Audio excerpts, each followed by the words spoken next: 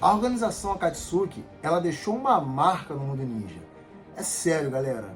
De todos os vilões de animes que eu já assisti, eu nunca vi alguém ter tanta popularidade quanto a organização Akatsuki. É boné, é camisa, é revista, é calça, é caneta, é guarda-chuva, é sapato, é de tudo um pouco. Tudo se vendeu aqui fora da Akatsuki devido à sua grande popularidade entre os fãs. Os ninjas renegados eram os mais fortes. Mas entre eles que eram os mais fortes, quem eram os mais fortes? A Akatsuki, ela fez uma marca em todos nós. E dentre eles, vamos fazer um ranking sobre quem eram mais fortes? Mas antes disso, você deixa aí, claro, né, o seu like aí no vídeo. Tu vai nos ajudar, né? E quando você dá o seu like, quando você dá o seu comentário, quando você compartilha o nosso vídeo, quando você se inscreve, você me motiva a trazer muito mais conteúdo para você, beleza? Um segundinho, espera aí, beleza? Vamos lá. A Akatsuki teve 11 membros. Eu não vou falar dos agregados da Taka, vou falar só da galera que foi oficial mesmo, beleza? Sem contar de filhas. Não é fácil ranquear eles, são extremamente poderosos. Então, antes de tudo, eu vou dizer para vocês que vai ser a minha opinião. Vai ser aquilo que eu, Thiago, do Animes da Marra, acho. Ah, não adianta comentar, ah, não, mas o fulano do canal tal comentou assim, blá, blá, blá, blá, blá. Não precisa comentar isso, será a minha opinião. As opiniões que eu fizer e você discordar, você comente aqui no comentário. Não precisa falar de que outras pessoas discordam, beleza? Na minha opinião, na minha vista, o mais fraco da Akatsuki começando agora é Zetsu. Não tem muito o que falar sobre ele, né? Ele é dividido em duas partes. Uma parte é a parte que eram os humanos artificiais da própria árvore, que foram absorvidos, e a outra parte era a vontade materializada da Kaguya. Eles não tinham muitos poderes combativos, usavam os seus poderes mais de forma investigativa, e era só. Claro, eles poderiam clonar as pessoas ali, mas coisas muito fracas. Se colocar eles em combate contra alguém, eles não resistiriam a muita coisa. Então não tem muito o que falar sobre eles. Os Zetsu eram os mais fracos. Por isso, ele está em 11º lugar. Em 10º lugar, Hidan. Ele fica em 10º lugar ali, o sádico, o doido da Akatsuki. Eu gosto muito do Hidan. Eu gosto muito da forma como ele fala, a forma como ele se comenta, as loucuras dele, a sua devoção ao seu deus Jashin, né? Tão conhecido por outros aqui por fora como Jabiroca. Pois é, mas Hidan não tem muitos poderes de ninjutsu, genjutsu e até o próprio seu taijutsu. Sua técnica está ali concentrada na sua imortalidade devido aos seus rituais e também devido à sua coleta de sangue. Mas em Naruto Shippuden, nos próximos adversários que apareceram, se ele fosse enfrentar, não conseguiria ter muito êxito. Hidan, quem conhece o Hidan consegue tirar ele, quem conhece sua técnica, consegue tirar ele de dentro daquele círculo e acabou a luta, não tem mais o que falar sobre ele. Por isso ele está em 10º lugar. Em 9º lugar está Konan, a única flor da Akatsuki. Ela era linda, a Konan, né? Quem não gosta dela? Mas ela é um pouco somente mais forte que o Hidan. Konan, ela teve pouca participação na série, essa é a grande verdade. Ela teve poucas lutas. Uma das lutas foi a primeira que apareceu na série, que foi contra a Jiraiya, e que ela perdeu em questão de minutos. Tentou atacar ali, mas não foi um adversário à altura contra o seu mestre. Depois, no ataque de Pen a Konoha, ela teve algumas lutas contra figurantes, que não conta-se muito. E por último, teve a luta dela contra o Obito, que foi uma lutaça. Porém, ali ela teve como preparar o terreno, ela teve como preparar o ambiente, então não deve se contar muito ali. Basicamente, devido à obra ter apresentado pouco da Konan, por isso que ela fica nessa posição em 9º lugar. Em 8º lugar fica Deidara, o lourinho explosivo, era forte demais. Ele teve coragem de enfrentar o Kazekage lá na Vila da Areia. Porém, ali também teve um grande preparo, ele preparou as argilas o suficiente para poder lutar contra o Kazekage, ele distraiu o Kazekage atacando a vila, por isso que ele conseguiu vencer ali o Gaara. Deidara era muito poderoso, um grande lutador de longa distância, difícil enfrentá-lo. Deu muito trabalho para Sasuke e muitos aí dizem que o Sasuke só venceu devido ao roteiro. Deidara muito poderoso, porém, talvez a sua falta de experiência, e por isso ele era muito excedido nas suas atitudes, fez com que ele morresse, e se ele morresse contra Sasuke, iria morrer contra outro oponente devido ao seu pouco autocontrole. Mas Deidara não era fraco, é porque a lista agora vai começar a apertar. Porém, por isso que ele fica nessa posição. 7º lugar, Sasori. Sasori, dito pelo próprio Deidara na luta contra o Kankuro, quando o Kankuro vai atrás de Gaara, ele é surpreendido com a presença de Sasori. E o próprio Deidara fala, olha, você pegou um adversário ruim, que eu tivesse enfrentado a mim seria mais fácil. Então o próprio Deidara fala ali que Sazori, em relação a ele, tem um pouco de superioridade, tanto de poder quanto de experiência. Sazori, ele era conhecido como o Sazori da Areia Vermelha. Na Terceira Guerra Ninja, segundo o Databook, ele utilizou mais de 100 marionetes para lutar contra seus adversários no meio do deserto, e ele aniquilou a todos, fazendo aquele banho de sangue no território. Por isso, foi conhecido como Sazori da Areia Vermelha.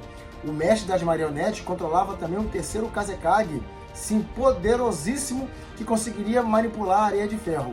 Além disso, ele conseguiria manipular mais de 1000 marionetes. Haja visto que Sazori, na sua luta, onde ele morreu, ele não morreu porque foi surpreendido na batalha. Ele morreu por causa dos seus próprios motivos pessoais e não quis se desviar do último ataque. Mas Sazori era extremamente poderoso. Sexto lugar, o imortal Kakuzu.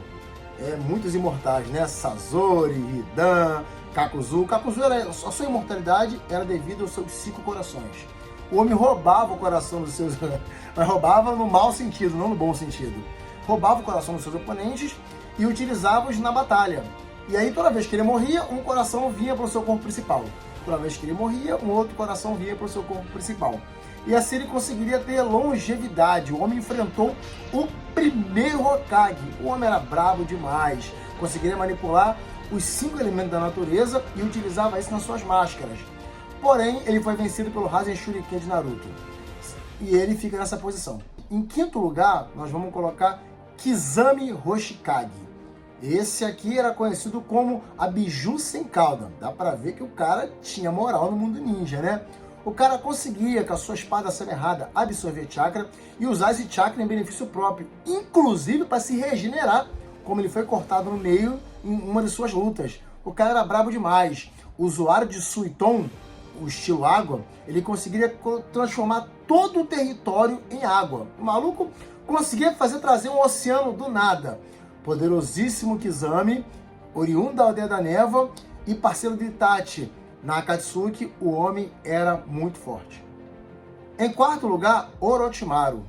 Orochimaru, para quem não sabe, ele seria um antagonista de Naruto clássico. Depois ele foi substituído pela Akatsuki. Obviamente, ele era muito poderoso. Um dos 3 Sannin lendário, ele conseguiu ter a vida eterna, substituindo seus corpos por corpos mais jovens e mais poderosos. Além disso, começou a utilizar o Edo Tensei, o jutsu proibido do segundo Hokage, e com isso ele colocou no seu arsenal jutsus poderosíssimos e Edo Tensei poderosíssimo para lutar por você na batalha. Inclusive, na luta contra o terceiro Hokage, ele utilizou o primeiro e o segundo Hokage, que não estavam em sua capacidade máxima, porém, até o próprio terceiro Hokage ficou surpreendido com isso. O Sannin lendário, que conseguiria sair da sua marca da maldição e ter várias vidas, está em terceiro lugar exatamente por causa disso. E em terceiro lugar, Itachi Uchiha. Galera, agora estreitou muito aqui, tá? O herdeiro do Mangekyo Sharingan, o cara que continha um genjutsu poderosíssimo, que conseguiria utilizar o Materazo, e dentro do seu Susanoo tinha a espada de Totsuga. O único defeito de Itachi, e por isso ele não está ali no local mais acima, era que a sua estamina era muito ruim. Itachi não conseguia ter batalhas prolongadas, então ele tinha que finalizar seus adversários em pouco tempo.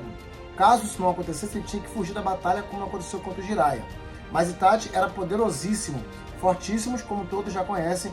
Não tem muita coisa para falar dele aqui, porque as táticas e as técnicas deles são fortíssimas. Quem aqui não gosta daquela frase dele, quando ele fala pro Kabuto, todo jutsu tem sua fraqueza, e a fraqueza do Edo Tensei é a minha existência. O cara utilizou o Izanami, utilizava jutsus poderosíssimos, e por isso aqui ele fica no terceiro lugar. Em segundo lugar, Obito Uchiha. Exatamente. Obito Uchiha, se tivesse com seus 2 Sharingans, seus 2 Mangekyo Sharingans, melhor dizendo, que um ele deixou com Kakashi, ele poderia estar facilmente aqui, talvez até no primeiro lugar dessa lista. Mas como ele só estava com somente um do seu Mangekyo Sharingan, ele não era totalmente imortal e tinha algumas regras para que ele ficasse intangível. E essas regras, quem conhecesse dela, como Conan, que ficou por anos com ele e conseguiu conhecer como é que eram as regrinhas para sua intangibilidade, conseguiria vencê-lo. Se não fosse o Izanagi, ele perderia a luta contra Conan.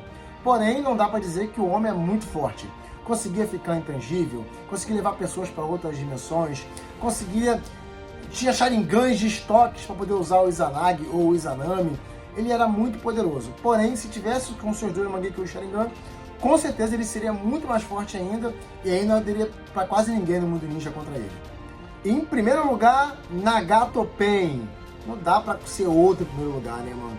A genética Uzumaki já o favorece para que ele tenha muito chakra. Além disso, o Uchiha Madara implantou nele o maior dos 3 doujutsu, que é o Rinnegan.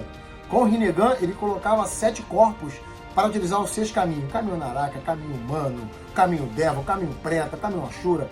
E com isso ele era praticamente invencível. Inclusive é dito por Conan que ele nunca perdeu uma luta. O cara conseguiu vencer todos os adversários que ele lutou. E pro Naruto, literalmente ele só perdeu porque a obra tinha que continuar. Ele conseguiu varrer Konoha inteira. Ninguém conseguiu, nem Jonin, nem Hokage, nem Anbu. Ninguém conseguiu vencer aquele homem. Por isso ele fica nessa lista de primeiro lugar. Ninguém conseguiu vencer Pain em toda a obra.